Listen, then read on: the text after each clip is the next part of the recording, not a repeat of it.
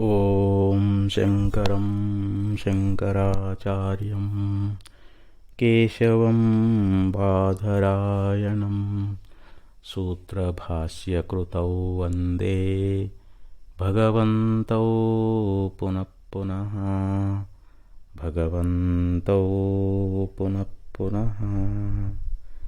ಜಗದ್ಗುರು ಶ್ರೀಮಚ್ಛಂಕರ ಭಗವತ್ಪಾದಾಚಾರ್ಯರ, ಜಗದ್ಗುರು ಸಿದ್ಧಾರೂಢ ಮಹಾಸ್ವಾಮಿಗಳವರ, ಜಗದ್ಗುರು ಭಾರತೀಯಪ್ಪಾಜಿಯವರ ಪವಿತ್ರ ಚರಣಾರವಿಂದಗಳಲ್ಲಿ ಅನಂತ ಕೋಟಿ ಶಿರಸಾಷ್ಟಾಂಗ ಪ್ರಣಾಮವನ್ನು ಸಲ್ಲಿಸುತ್ತೇನೆ.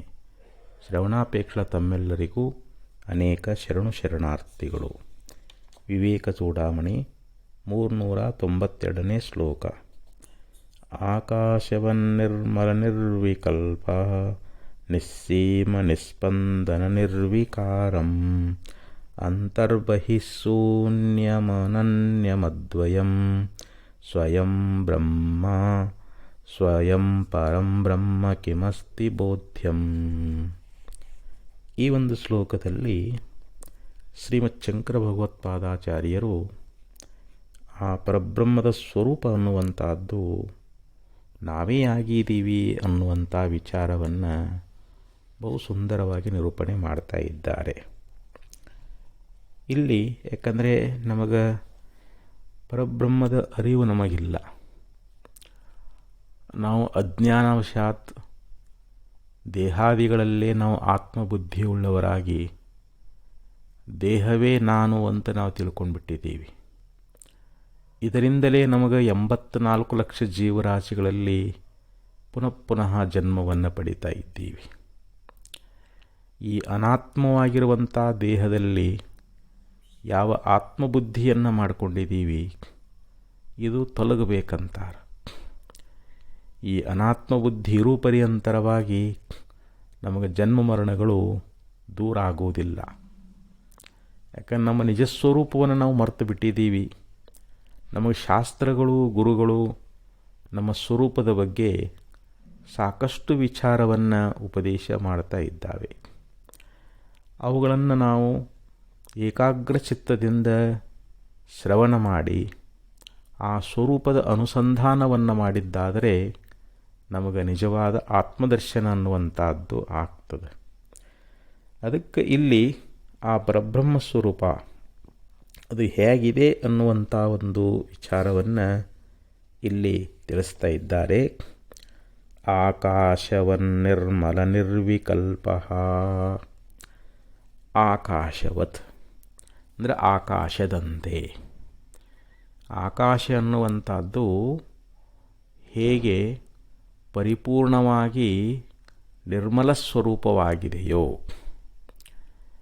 ಆಕಾಶದೊಳಗೆ ಎಷ್ಟೇ ಮೇಘಗಳು ಮೋಡಗಳು ಬಂದ್ರೂ ಕೂಡ ನಮಗೆ ಕಪ್ಪಾದಂತೆ ಕಂಡ್ರೂ ಆಕಾಶಕ್ಕೆ ಏನಾದರೂ ಕಪ್ಪುತನ ಬಂದದೇನೋ ಅಂತಂದರೆ ಇಲ್ಲ. ಆಕಾಶದಲ್ಲಿ ಬಿರುಗಾಳಿ ಎದ್ದಾಗ ಅದು ಎಲ್ಲ ಕಡೆ ಧೂಳು ಮುಚ್ಚಿಬಿಟ್ಟಿರ್ತದೆ. ಆ ಧೂಳಿನಿಂದ ಆಕಾಶ ಏನಾದರೂ ಮಲಿನ ಆಗೈತೇನೋ ಅಂತಂದ್ರೆ ಇಲ್ಲ. ಆಕಾಶ ಅನ್ನುವಂಥದ್ದು ಹೇಗೆ ಅದು ನಿರ್ಮಲವಾಗಿರತಕ್ಕಂಥದ್ದು. ನಿರ್ಮಲ ಅಂತಂದರೆ ಅದರೊಳಗೆ ಯಾವುದೇ ಮಾಲಿನ್ಯ ಅನ್ನುವಂಥದ್ದಿಲ್ಲ. ಅದು ಎಷ್ಟೇ ಧೂಳು ಬರಲಿ, ಎಷ್ಟೇ ಮೋಡಗಳು ಬರಲಿ, ಕೆಲವೊಂದು ಸ್ಥಾನದಲ್ಲಿ ಸ್ಮಶಾನ ಇರ್ತದೆ. ಅಲ್ಲಿ ಅನೇಕ ಶರೀರಗಳನ್ನು ಸುಡುತ್ತಿರ್ತಾರೆ, ಹೆಣವನ್ನು ಸುಡುತ್ತಿರ್ತಾರೆ. ಅದರಿಂದ ಅಲ್ಲಿರ್ತಕ್ಕಂಥ ಆಕಾಶ ಅದು ಅಶುಚಿಯಾಗಿಲ್ಲ. ಇನ್ನು ಕೆಲವು ಕಡೆ ಯಜ್ಞಯಾಗಾದಿಗಳನ್ನು ಮಾಡ್ತಿರ್ತಾರೆ. ಅಲ್ಲಿರ್ತಕ್ಕಂಥ ಆಕಾಶ ಅಲ್ಲಿ ಪಾವಿತ್ರ್ಯತೆ ಅನ್ನುವಂಥದ್ದಿಲ್ಲ. ಆ ಪಾವಿತ್ರ್ಯತೆ ಮಾಲಿನ್ಯತೆ ಅನ್ನುವಂಥದ್ದು ಹೇಗೆ ಆಕಾಶಕ್ಕೆ ಅಂಟುಕೊಂಡಿಲ್ಲವೋ, ಅದರ ಸ್ಪರ್ಶ ಅನ್ನುವಂಥದ್ದಿಲ್ಲವೋ, ಹಾಗೆ ಆಕಾಶದಂತೆ ನಿರ್ಮಲ ನಿರ್ವಿಕಲ್ಪ ನಿಸ್ಸೀಮ ಅಂತ ಹೇಳಿದರು. ಮತ್ತು ನಿರ್ವಿಕಲ್ಪಕವಾಗಿರತಕ್ಕಂಥದ್ದು. ನಾವು ಮನಸ್ಸಿನಿಂದ ಪ್ರಪಂಚದ ಯಾವುದೇ ಒಂದು ವಿಷಯಗಳನ್ನು ಕಲ್ಪನಾ ಮಾಡಿಕೊಳ್ಬೋದು. ಈ ವಸ್ತು ಹೀಗೆ ಇದೆ ಅಂಥೇಳಿ ಮನಸ್ಸಿನಿಂದ ಕಲ್ಪಿಸಲಿಕ್ಕೆ ಬರ್ತದೆ.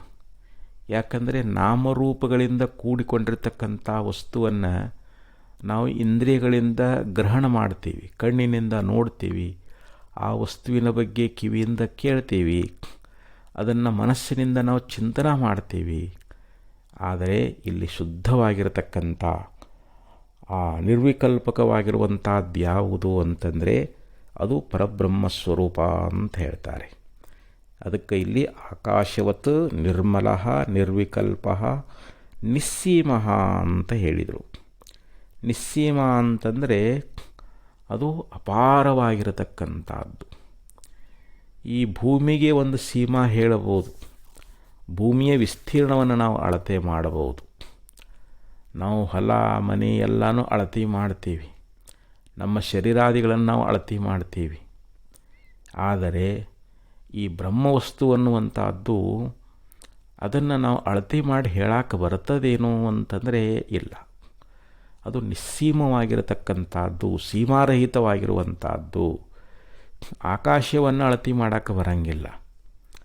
ಆಕಾಶ ಹೇಗೆ ಅದು ಸೀಮಾರಹಿತವಾಗಿರುವಂಥದ್ದು. ಅದು ಜಲ ಎಷ್ಟಿದೆ ಅಂತ ಹೇಳ್ಬೋದು, ಸಮುದ್ರವನ್ನು ಕೂಡ ಅಳತೆ ಮಾಡಬಹುದು, ಭೂಮಿಯನ್ನು ಕೂಡ ನಾವು ಅಳತೆ ಮಾಡಬಹುದು. ಆದರೆ ಆಕಾಶವನ್ನು ಹೇಗೆ ಅಳತೆ ಮಾಡಿ ಅದು ಸೀಮಾರಹಿತ, ಅದಕ್ಕೆ ಕೊನೆ ಅನ್ನುವಂಥದ್ದಿಲ್ಲ, ಅದಕ್ಕೆ ಅಂತ್ಯ ಅನ್ನುವಂಥದ್ದಿಲ್ಲ.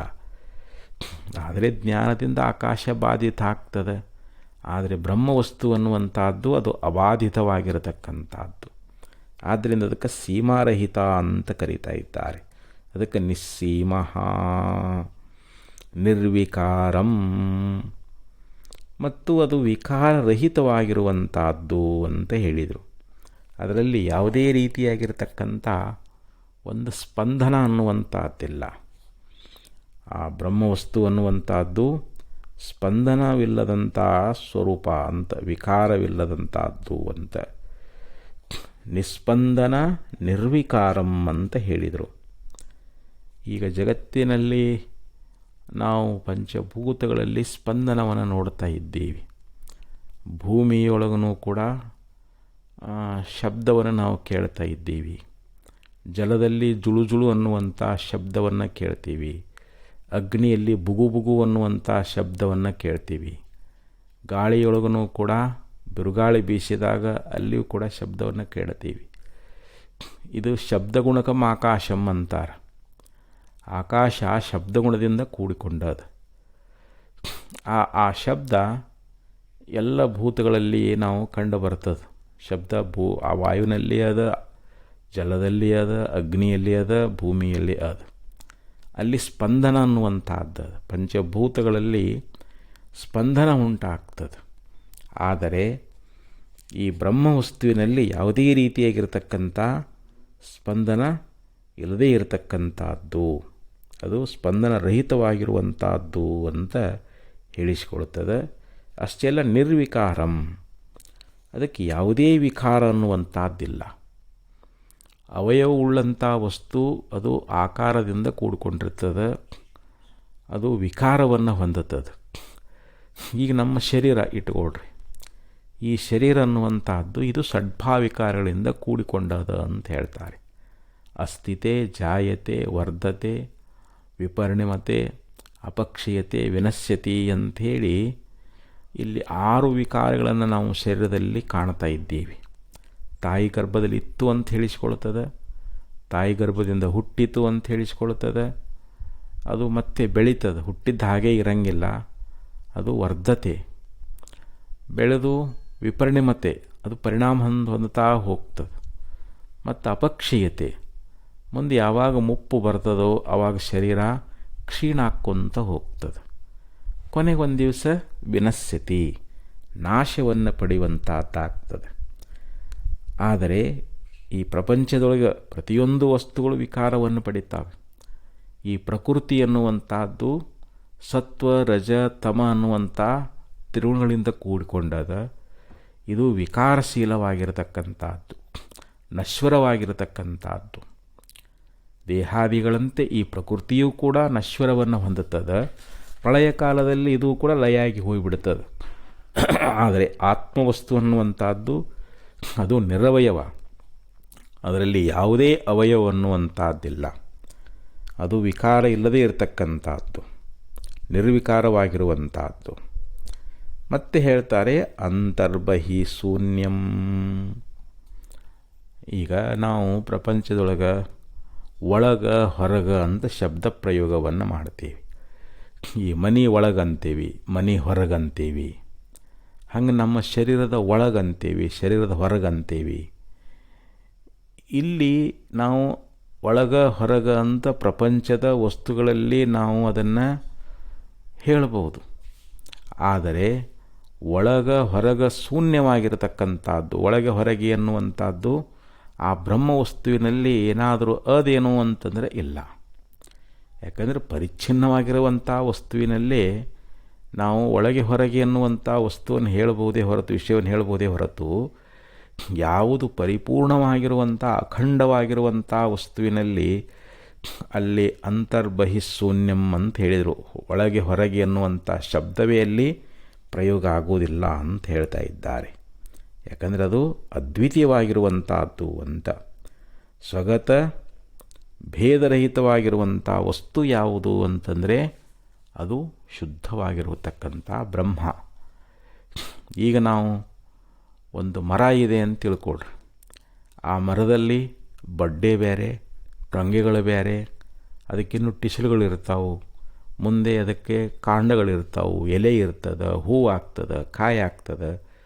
ಸ್ವಗತ ಅಂದರೆ ತನ್ನಲ್ಲಿ ಹೊಂದಿರತಕ್ಕಂಥ ಭೇದಕ್ಕೆ ಸ್ವಗತ ಭೇದ ಅಂತ ಕರೀತಾರೆ.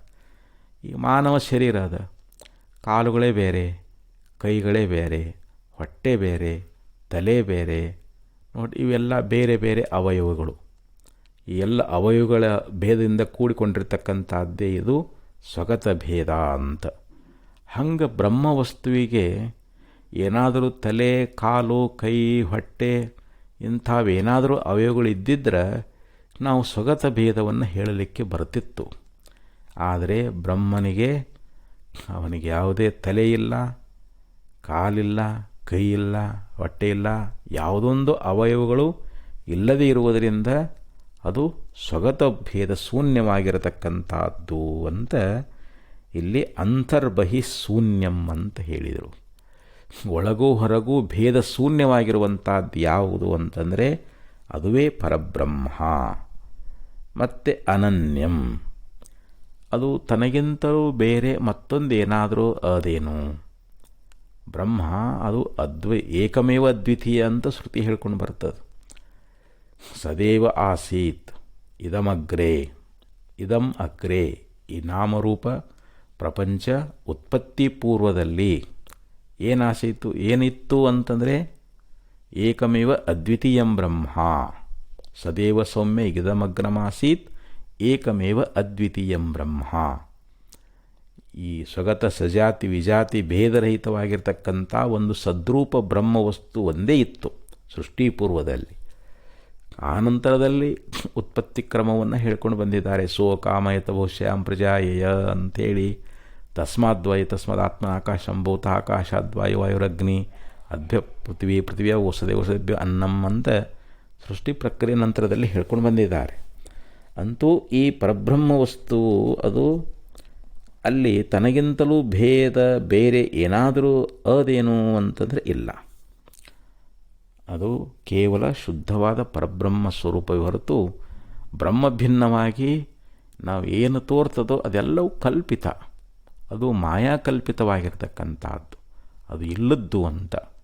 ಅದು ಅಸದ್ರೂಪವಾಗಿರುವಂಥದ್ದು, ತನಗಿಂತಲೂ ಬೇರೆ ಇಲ್ಲದಾಗಿರ್ತಕ್ಕಂಥದ್ದು.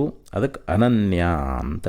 ತನಗಿಂತ ಬೇರೆ ಇಲ್ಲದಂಥ ವಸ್ತು ಯಾವುದಪ್ಪ ಅಂತಂದರೆ ಈ ಬ್ರಹ್ಮವೇ.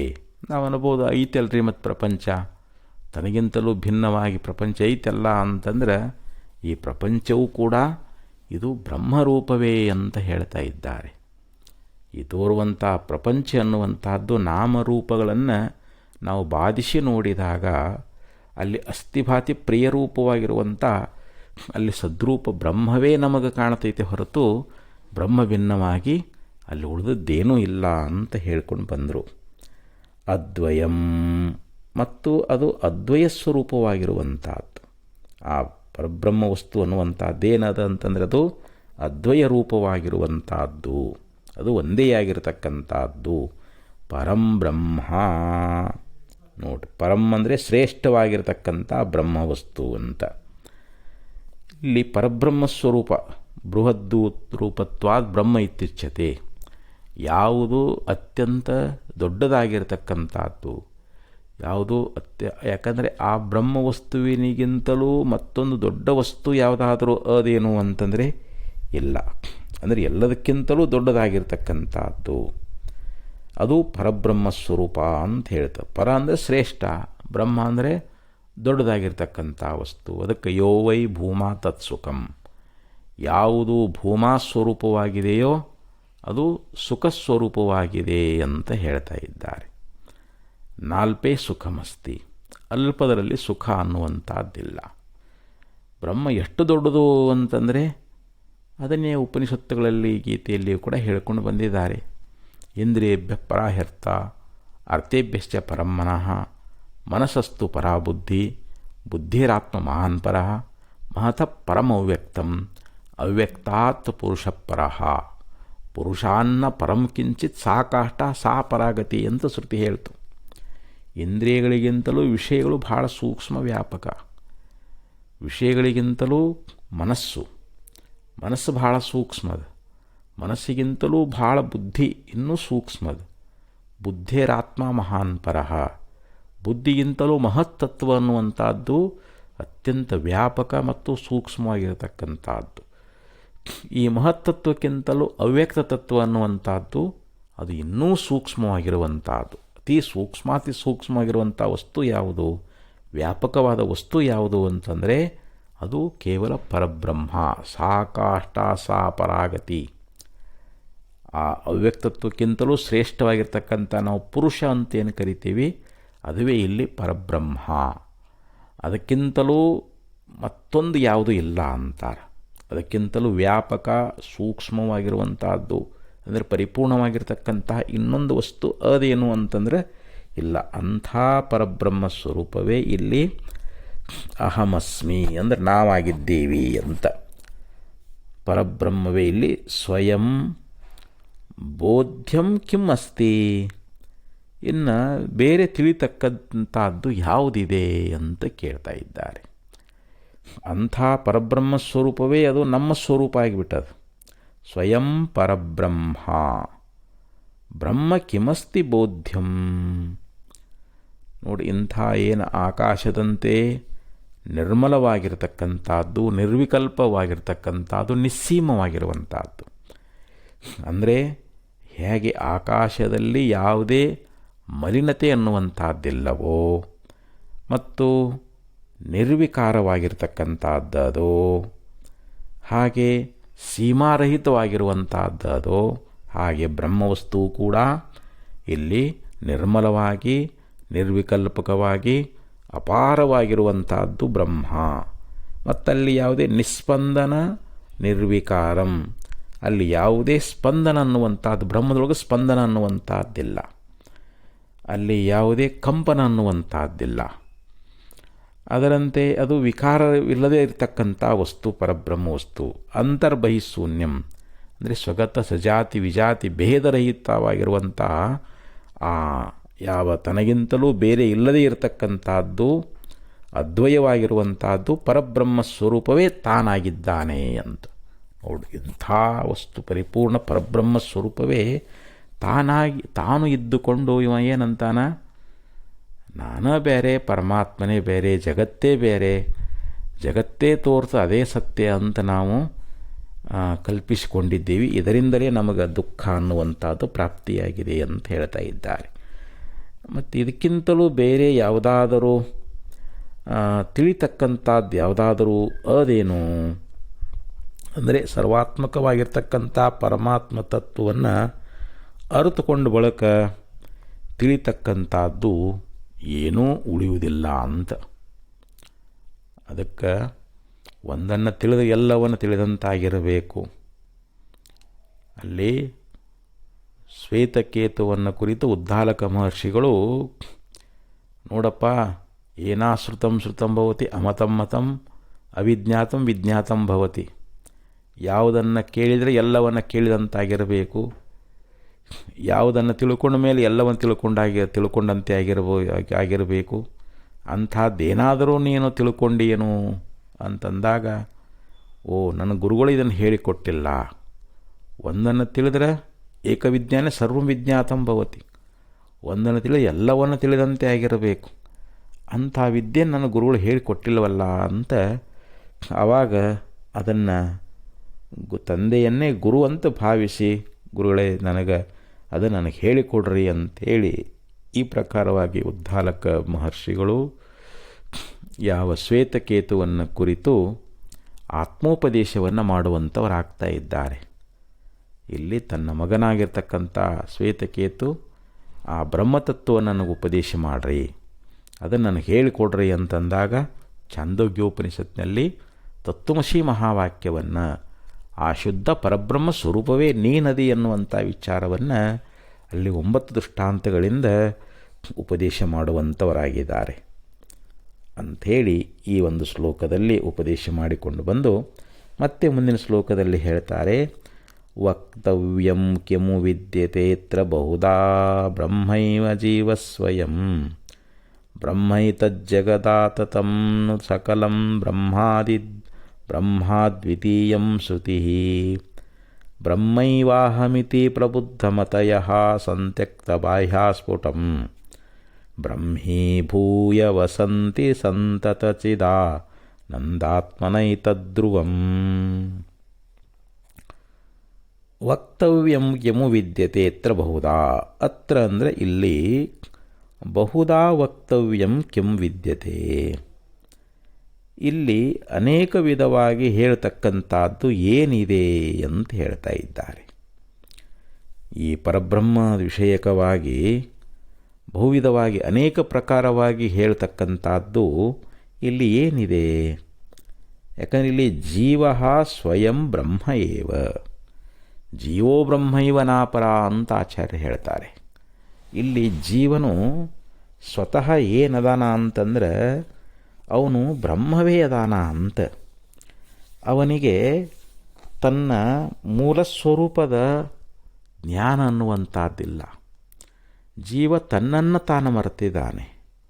ಹೆಂಗೆ ಕುಂತಿ ತನ್ನ ಜನ್ಮ ರಹಸ್ಯವನ್ನು ಅರಿಯದೇ ಇರುವುದರಿಂದ ನಾನು ರಾಧಾಪುತ್ರ ಅಂತ ತಿಳ್ಕೊಂಡಿದ್ದ, ನಾನು ಸೂತ ಕುಲದವನು ಅಂತ ತಿಳ್ಕೊಂಡಿದ್ದ, ಅಂದರೆ ನಾನು ಬೆಸ್ತರವನು ಅಂತ ತಿಳ್ಕೊಂಡಿದ್ದ.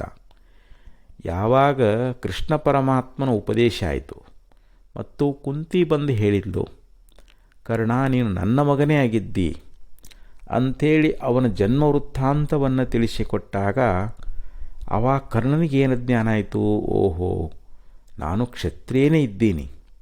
ಯಾಕೆ ನನ್ನಲ್ಲಿ ಇಂಥ ಪರಾಕ್ರಮ, ಇಂಥ ಶೌರ್ಯ, ಇಂಥ ಧೀರತನ ನನಗೆ ಬರಬೇಕಾಗಿತ್ತು ಅಂತಂದರೆ ಇದು ಒಬ್ಬ ಸೂತಪುತ್ರನಿಗೆ ಬರಲಾರದು,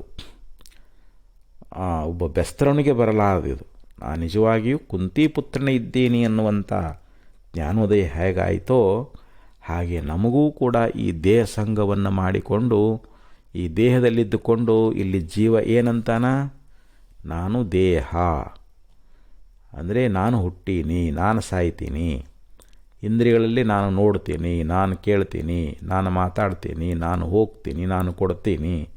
ನೋಡು, ಕರ್ಮೇಂದ್ರಿಯಗಳಲ್ಲಿ ಅವುಗಳ ಧರ್ಮಗಳಲ್ಲಿ ನಾನು ನಾನು ಅಂತಾನ, ಇಂದ್ರಿಯಗಳಲ್ಲಿ ದೇಹದಲ್ಲಿ ನನ್ನದು ಅಂತಾನ, ಈ ದೇಹ ನನ್ನದು ಅಂತಾನ, ಈ ಕೈ ನಂದು ಅಂತಾನ, ಕಾಲು ನಂದು ಅಂತಾನ, ಕಣ್ಣು ಕಿವಿಗಳು ನನ್ನವು ಅಂತಾನ. ಇಲ್ಲಿ ಅವು ಮಮಕಾರಕ ವಿಷಯಗಳಾಗಿದ್ದಾವೆ. ಅವುಗಳ ಧರ್ಮದಲ್ಲಿ ನಾನು ನೋಡ್ತೀನಿ ರೀ, ನಾನು ಕೇಳ್ತೀನಿ.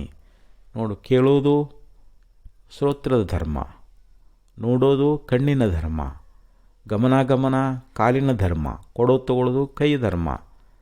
ಅವುಗಳಲ್ಲಿ ನಾವೇನು ಮಾಡಿದ್ದೀವಿ? ತಾದಾತ್ಮ್ಯವುಳ್ಳವರಾಗಿ ನಾವು ಜೀವ ಅಂತ ನಾವು ತಿಳ್ಕೊಂಡ್ಬಿಟ್ಟಿದ್ದೀವಿ.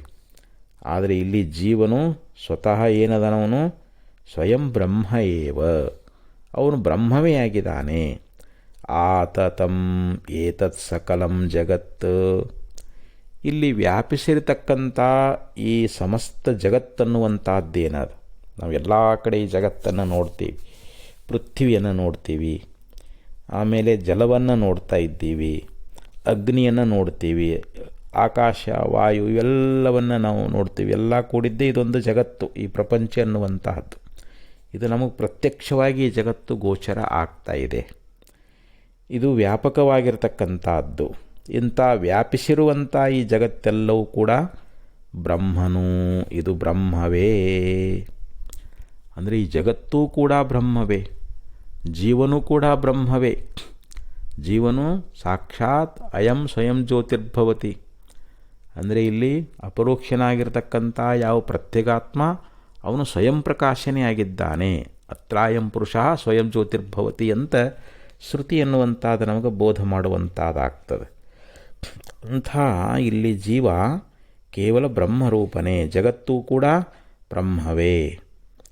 ಬ್ರಹ್ಮ ಅದ್ವಿತೀಯಂ ಇತಿ. ಬ್ರಹ್ಮ ಹೇಗಿದೆ ಅಂತಂದರೆ ಅದು ಅದ್ವಿತೀಯ ಅಂಥೇಳಿ ಶ್ರುತಿ ಎನ್ನುವಂಥದ್ದು ಉಪದೇಶ ಮಾಡ್ತದೆ. ಅದ್ವಿತೀಯಂ ಬ್ರಹ್ಮ. ಶ್ರುತಿ ಏನು ಹೇಳ್ತು? ಬ್ರಹ್ಮ ಅದು ಅದ್ವಿತೀಯವಾಗಿರ್ತಕ್ಕಂಥದ್ದು ಅಂತ ಅದು ನಮಗೆ ಉಪದೇಶ ಮಾಡುವಂಥದ್ದಾಗೆ ಅದು. ಅಹಂ ಬ್ರಹ್ಮ ಏವ ಅಂದರೆ ನಾನು ಬ್ರಹ್ಮವೇ ಇದ್ದೀನಿ ಅಂತ.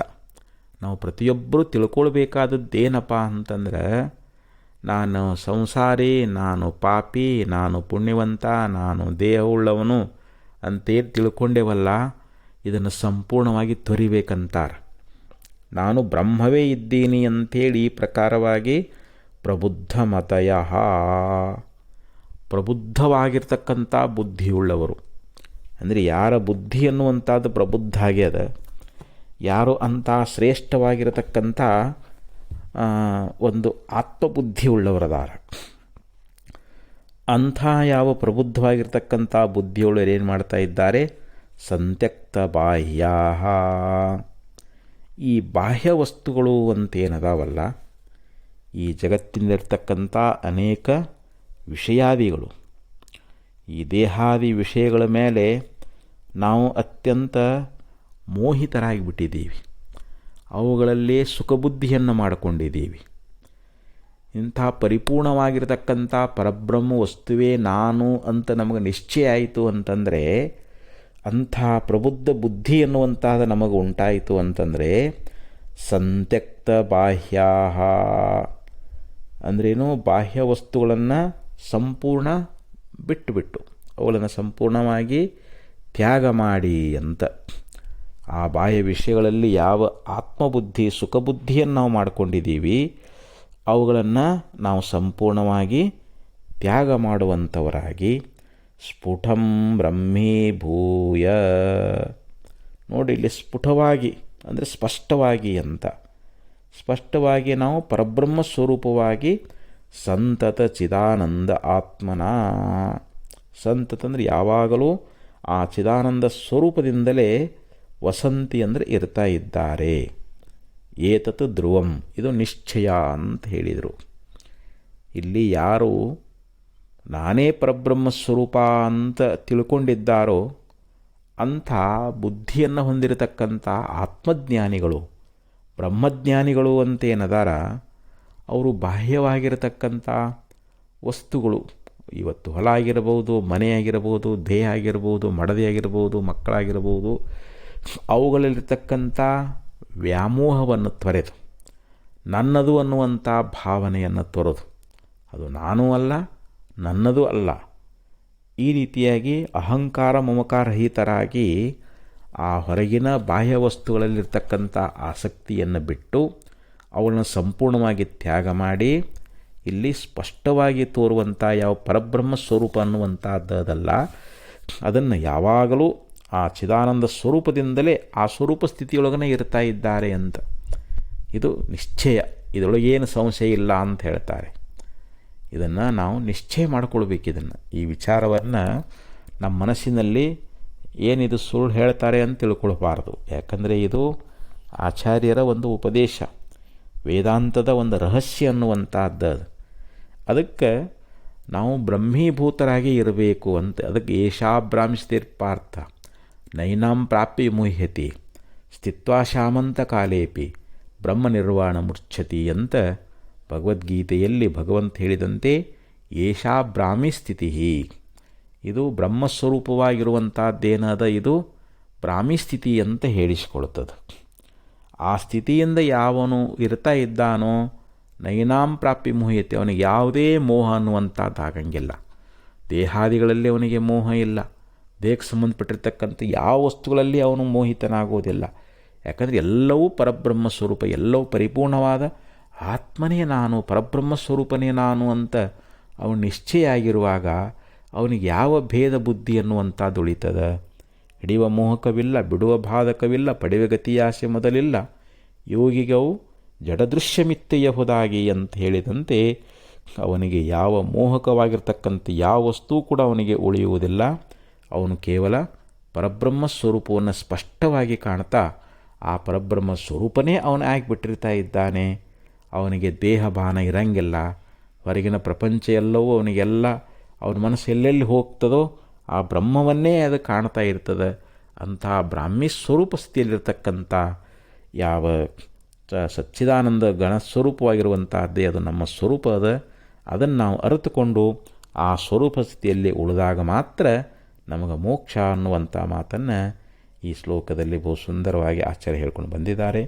ಮತ್ತೆ ಮುಂದಿನ ವಿಚಾರ ನಾಳೆ ಮಾಡೋಣ ಅಂತ ಹೇಳ್ತಾ ಈ 2 ಸದ್ಗುಣಕ್ಕೆ ಅರ್ಪಿಸಿ ವಿರಮಿಸ್ತಾ ಇದ್ದೇನೆ. ಓಂ ತತ್ಸತ್.